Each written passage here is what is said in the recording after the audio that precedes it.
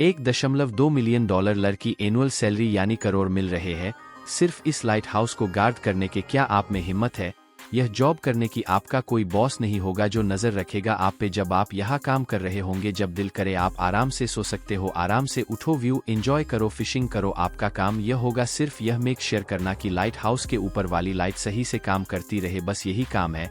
करोड़ मिलेंगे सिर्फ एक लाइट को देखने के लिए कि वह सही से काम करती रहे। लेकिन अनफॉर्चुनेटली अच्छी खबर यही खत्म होती है और बुरी खबर यह है कि यह दुनिया की सबसे खतरनाक जॉब है, जुमान लाइट हाउस को गार्ड करना, क्योंकि यह समंदर के बीचों बीच है। इससे पहले आप लोग इस जॉब के लिए अपनी सीवियां भेजो। यह बात भी सुन लो कि आपसे इधर कोई बंदा भी बात नहीं करेगा, हर तरफ लोनलीनेस होगी। और सबसे खतरनाक बात तो यह है कि इस एरिया में बहुत ज्यादा गंदे तूफान आते हैं और जो तूफानी लहरें होती है वो तो 10 मीटर ऊपर तक टकराती है। टावर से इस जॉब में जान जाने का भी खतरा हो सकता है। यह पिक्चर ली गई थी रेस्क्यू ऑपरेशन करते हुए। यहाँ पर साफ देखा जा सकता है कि लाइट हाउस का कीपर किस तरह तूफान से घिरा हुआ है।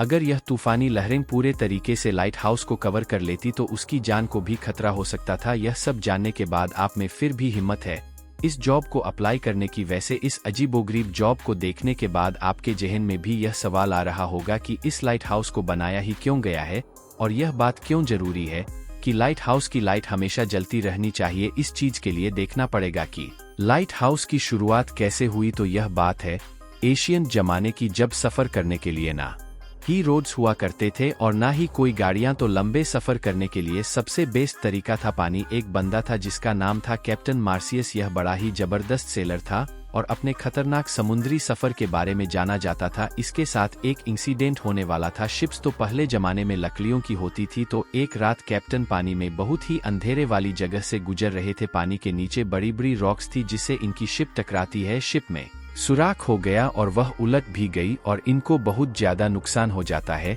इस इंसिडेंट के बाद कैप्टन मार्सियस ने सोचा कि इस प्रॉब्लम का कोई ना कोई सलूशन जरूर होगा जो इनको इस किस्म के खतरे से वर्ण कर सके। अब ये तो हो गई एक प्रॉब्लम। दूसरी प्रॉब्लम यह है कि आपको पता है कि ओशियन बहुत ज्यादा बड़ा है और पैसिफिक ओशियन तो बस छोड़ ही दो, अगर हम पूरी दुनिया का लैंड एक जगह इकट्ठा कर दे, 7 कॉन्टिनेंट्स को मिला के, तो भी पैसिफिक ओशियन ज्यादा बड़ा होगा। इसको छोड़ो, अगर हम 5 मूस भी इस एरिया में रख दे तो भी पैसिफिक ओशियन ज्यादा बड़ा होगा। अब आइडिया हो गया होगा आपको कि यह कितना बड़ा ओशियन है। जब पुराने जमाने में सेलर इस ओपन पानी में सफर करते थे तो उनको कुछ भी नहीं पता होता था कि अगली जमीन कितनी दूर है और इवन उसका रास्ता किधर से है।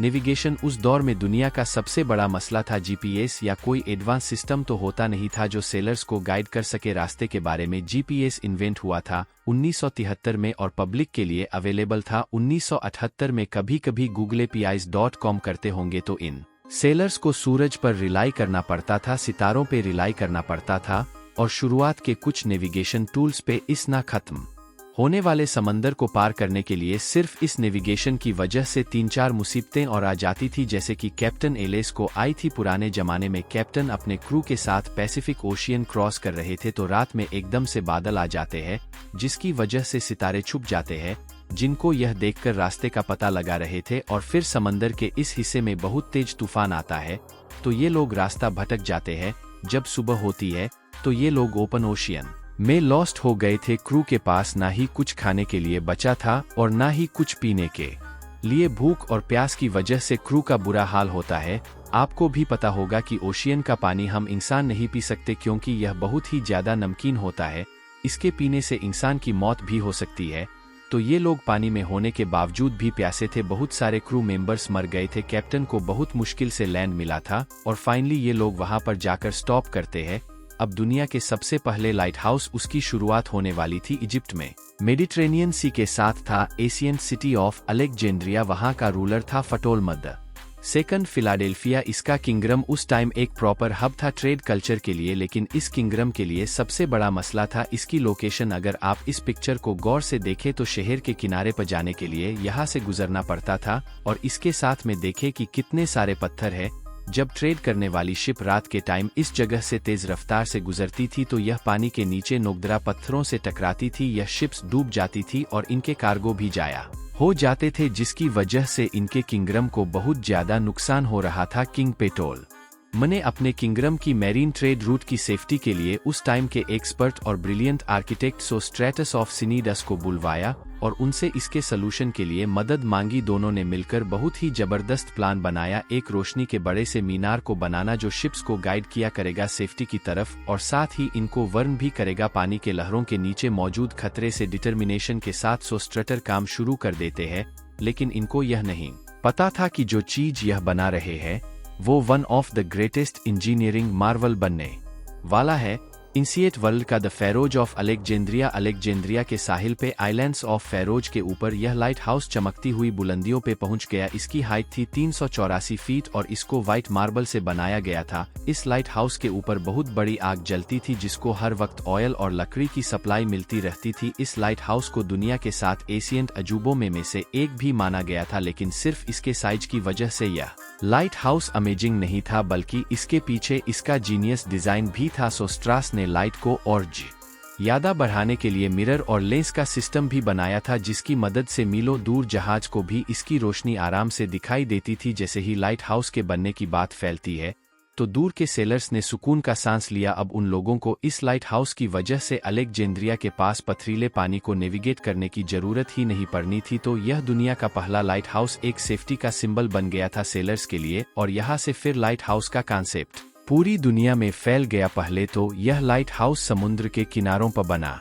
करते थे, लेकिन जब वक्त के साथ साथ दुनिया भर में ट्रेड बहुत ज्यादा शुरू हो गई तो समंदर के बिजी ट्रेड रूट के बीच में जिधर रॉक्स पानी के ज्यादा करीब होती थी और जिन रॉक से शिप को ज्यादा खतरा होता था कि यह कहीं इनको डुबा ना दे, उन जगहों पर भी लाइट हाउस बनना शुरू हो गए थे। इसी वजह से समंदर के बीचों बीच डिफरेंट लोकेशन पर आपको यह लाइट हाउस देखने को मिलेंगे। शुरू में इन लाइट हाउस पर आग जलती थी, लेकिन ये कोई आइडियल सिचुएशन नहीं थी कि रोज लकड़ियां, ऑयल और कोल को हर वक्त इस्तेमाल करना। इसके बाद कैंडल्स, गैस लैंप और ऑयल लैंप्स आ गए थे, लेकिन आग की लाइट इतनी ज्यादा ब्राइट नहीं होती थी। जब इलेक्ट्रिसिटी प्रोड्यूस हुई थी और लाइट बल्ब की इन्वेंशन होती है तो यह लाइट हाउस भी इलेक्ट्रिक बल्ब पर शिफ्ट होना शुरू हो गए थे क्योंकि इनकी लाइट ज्यादा होती है। लेकिन फिर भी लाइट हाउस इस लाइट को मीलों दूर किस तरह रिफ्लेक्ट करते हैं, इसका जवाब है ये लेंजेस। 1800 तक इन रिफ्लेक्टर को लाइट सोर्स के पीछे लगाया जाता था, लेकिन उस टाइम के इंजीनियर्स को एक बात पता चलती है कि लाइट को और ज्यादा फोकस किया जा सकता है कि लेंस को अगर हम लाइट के सामने रखें। लेकिन इसमें मसला यह था कि जितना मोटा लेंस होगा उतनी ही कम लाइट होगी। तो यहाँ पर आ जाते हैं फ्रेंच फिजिसिस्ट और इंजीनियर फ्रेस्नेल, जिनके पास बड़ा जबरदस्त सॉल्यूशन था। इन्होंने लेंस को एक तो बारीक कर दिया और उसके डिजाइन को इस तरह बनाया था कि सारी लाइट एक ही पॉइंट पर फोकस कर रही थी। इस तरीके से फैली हुई लाइट को एक सिंगल डायरेक्शन में भेजा जा सकता था। आज मोस्टली लाइट हाउसेस में फ्रेजल लेंसेशन वेशन ने लाइट हाउस को रेवोल्यूशन इज कर दिया था और लाइट को मीलों दूर से आराम से देखा जा सकता था। तो इस तरह इन लाइट हाउस की मदद से शिप्स को खतरे का आराम से पता चल जाता था। तो वो जो वीडियो के शुरू में मैंने आपको जॉब बताई थी कि जुमान लाइट हाउस में रहने के लिए आपको करोड़ मिलेंगे, सिर्फ आपने यह देखना कि लाइट हाउस की लाइट जलती रहे। अब भी क्या आप लोग इस जॉब को करने के लिए इंटरेस्टेड है? कमेंट्स में जरूर बताना। यह लाइट हाउस तो एशियन जमाने में बना था और इसने पूरी दुनिया की मैरीन ट्रेड की सेफ्टी को रेवल शनाइडरमैन तरफ से बहुत अच्छा कदम होता है।